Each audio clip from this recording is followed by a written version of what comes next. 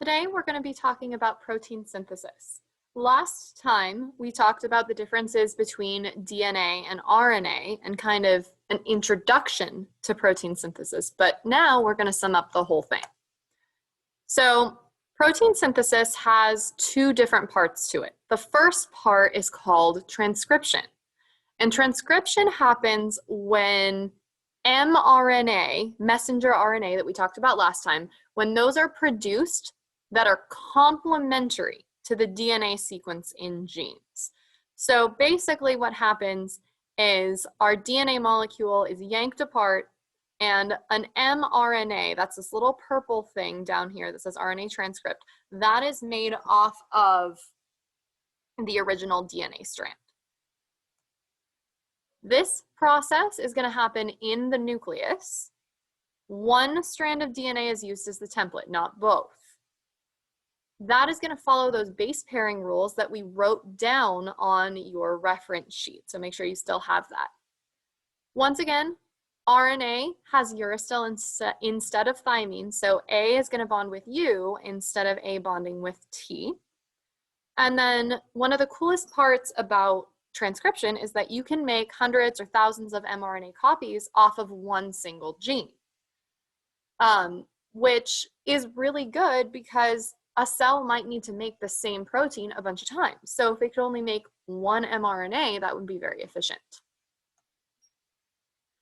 A codon is something that is really important for you to understand. What a codon is three bases in an mRNA sequence. So if we look at the DNA sequence here on the right, we see a bunch of bases going down that DNA sequence. But every three of them is referred to as a codon. So those ones that I'm circling, each of these are a codon. So in this sequence all the way down, there are 7 codons because there are 21 total bases there. Each codon is going to code for a specific amino acid. And if you forgot what an amino acid is, that's the building block of a protein. So each one of these codons represents a specific one of those protein building blocks.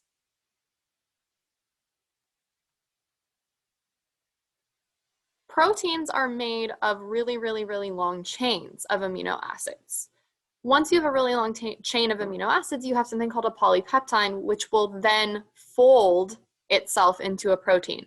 So an amino acid is like the little small Lego pieces that are going to build a straight polypeptide chain. And the polypeptide chain is not quite a protein yet because proteins are folded into very specific shapes. So over here on the right, you can see that folding that's happening. Once the polypeptide chain folds, then it becomes a protein.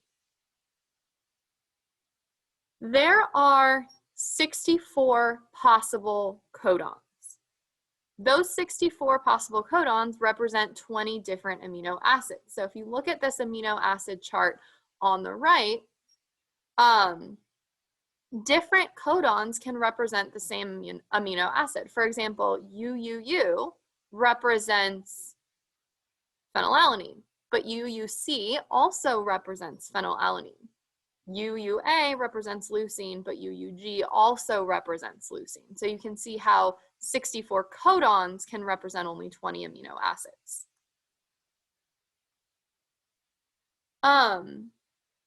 So one very important codon that I want to draw your attention to is AUG, which is the start codon.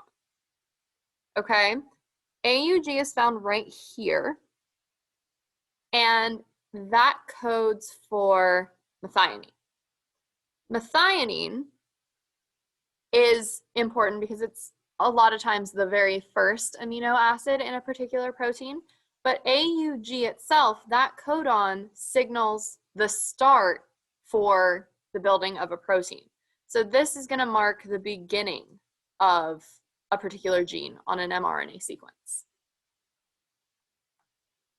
An anticodon, on the other hand, is something that's a little different than a codon.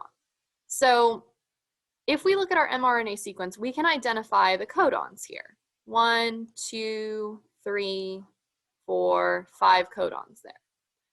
But an anticodon is something that binds to a codon. So we see this CUC here on our tRNA. This big thing up here is tRNA.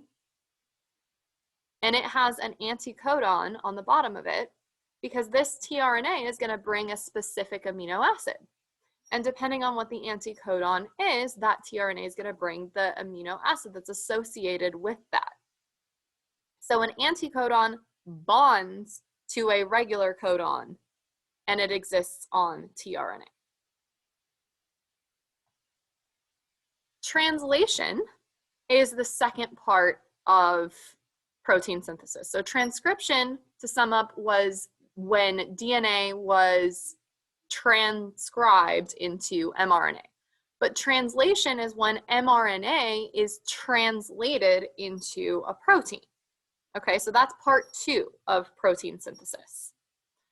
This diagram here is a representation of the entire process of protein synthesis. So over on the left here, inside the nucleus, that's that green circle, this mRNA piece is transcribed off of the DNA, this thing.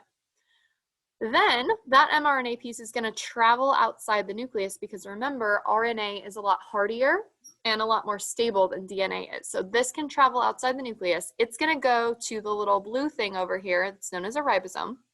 And it's going to be translated into proteins. So these little tRNA pieces that I'm circling right now, they're anticodons, that's these things right here, are binding onto the regular codons, and they're reading them 3 at a time to bring the proper amino acids, that's these little green dots that I'm circling.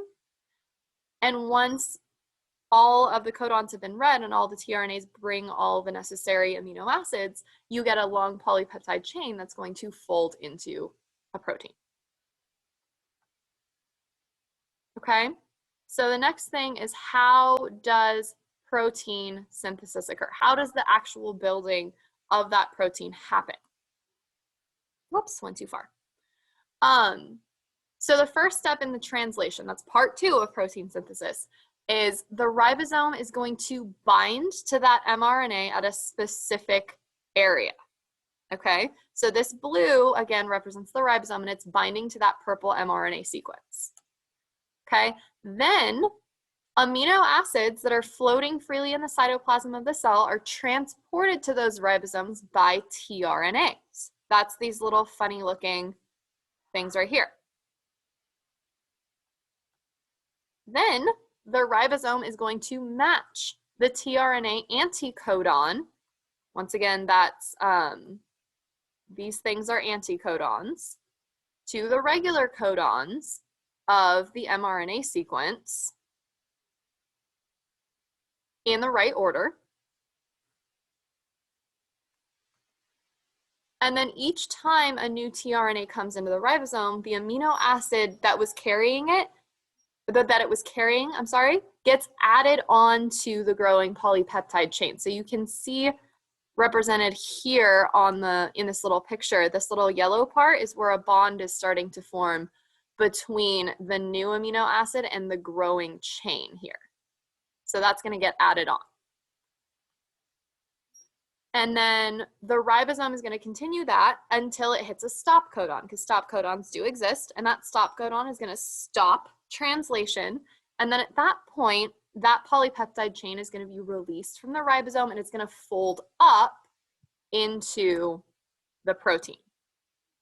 Okay, so proteins are going to fold in a very specific way. There are 4 different structures of proteins, 4 different pieces to how proteins fold. The primary structure is quite literally just the polypeptide chain that's unfolded. Then the secondary structure is the first set of folding that protein goes through. The tertiary structure is when it folds up a little bit again. And the quaternary structure is when the different pieces of the big protein kind of bond together and fold again.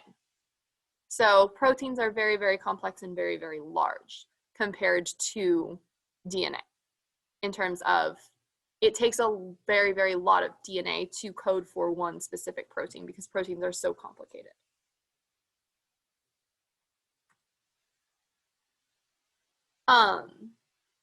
That shape, though, is determined by the order of the amino acids. So each amino acid has a very specific chemical structure, and depending on the order of those amino acids, bonds will form, folds will form in specific patterns. And it's important that they fold correctly because a protein shape is going to determine its function. If it's folded incorrectly, that protein is not functional. So if there's a mutation in the gene, that can cause the wrong amino acid to be brought, which can cause a misfold in the overall protein structure. So that's why folding is so important for proteins and their functions. Interestingly, there are diseases that are caused by proteins that are folded incorrectly. So some proteins that get folded incorrectly can become infectious. And they are called prion proteins. And those proteins actually can infect and cause the proteins around them to become misfolded and cause a whole lot of problems. One prion protein disease that you've probably heard of, or maybe not, I don't know, is mad cow disease. So mad cow disease is caused by a prion protein, and if you ingest the infectious protein, it can basically rot your brain. To sum up, it's very, very dangerous. Prion diseases always are.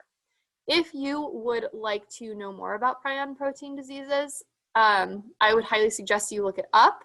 They're very, very interesting if you care about studying them. But that's pretty much it for this notes lecture. So if you have any questions about that, please ask me in class.